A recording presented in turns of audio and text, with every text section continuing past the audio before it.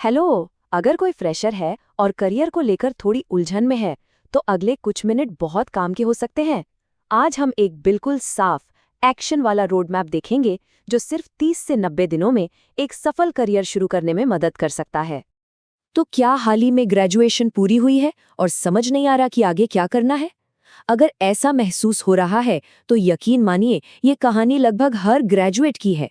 हर साल हजारों स्टूडेंट्स इसी उलझन और दबाव से गुजरते हैं। पर घबराने की कोई बात नहीं है। एक सही स्ट्रैटेजी से इस मुश्किल दौर से आसानी से निकला जा सकता है। ठीक है, तो चलिए इस चुनौती को थोड़ा और गहराई से समझते हैं।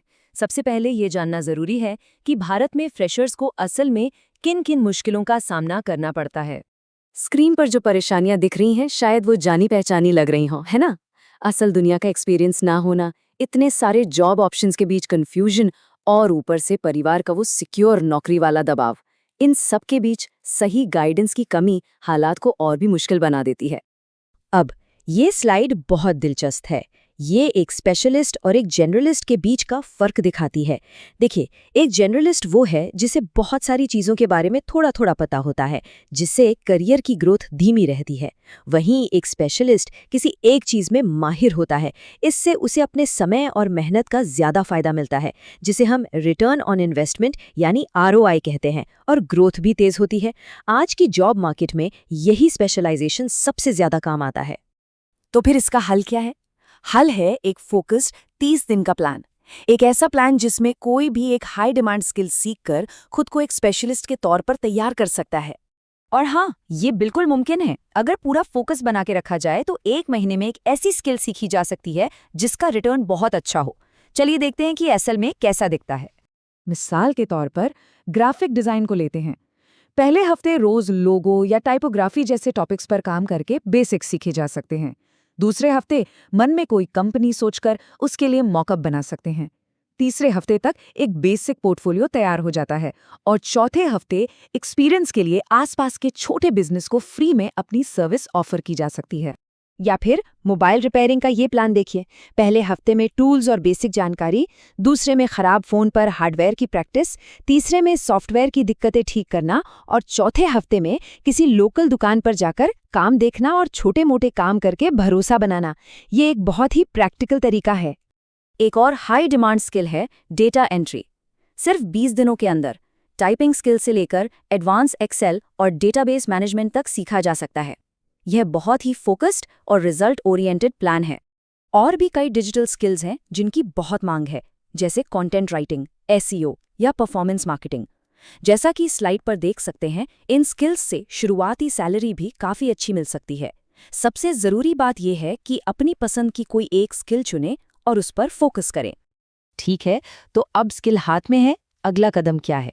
चलिए अब देखते हैं कि इन नई स्किल्स का इस्तेमाल करके असल में नौकरी कैसे पाई जाए। लिंक्डइन आज के समय में नौकरी खोजने का सबसे पावरफुल टूल है।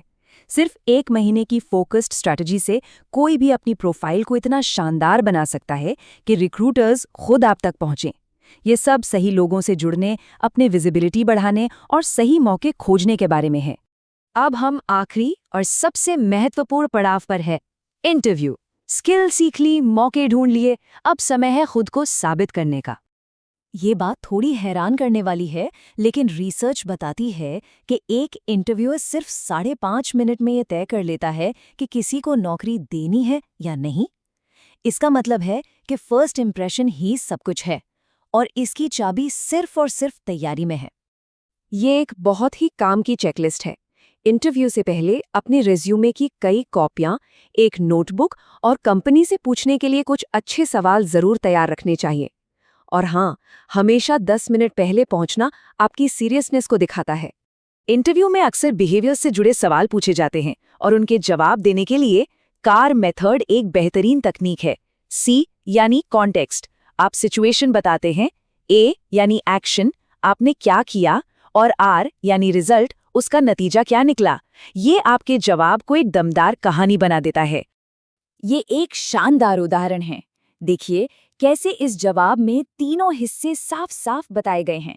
पहले प्रॉब्लम, कॉन्टेक्स्ट, फिर उसे सुलझाने के लिए उठाया गया कदम, एक्शन, और आखिर में पॉजिटिव नतीजा, रिजल्ट। इससे पता चलता है कि मुश्किल हालात को संभाला जा सकता है। कार मेथड के अलावा अपने बारे में बताएं जैसे क्लासिक सवालों के लिए PAWS मॉडल बहुत असरदार है। इसमें प्रोफाइल, एकेडेमिक्स, वर्क एक्सपीरियंस और स्किल्स को एक क्रम से बताया जाता है। इन दोनों मॉडल्स को अपनी इंटरव्यू की तैयारी का हिस्सा जरूर बनाना चाहिए। और आखिर में सबसे ज़रूरी सलाह, जवाबों को सिर्फ फैक्ट्स तक ही सीमित ना रखें, उन्हें एक कहानी की तरह सुनाएं। लोग कहानियों को याद रखते हैं और इंटरव्यू के बाद इंटरव्यूअर आपको याद रखे, यही तो हम चाहते हैं। तो अब गेंद आपके पाले में है। उलझन को एक्शन में बदलने का समय आ गया है। अब सोचने वाली बात यह है कि आज से आपका 30 दिन का एक्शन प्लान क्या होगा।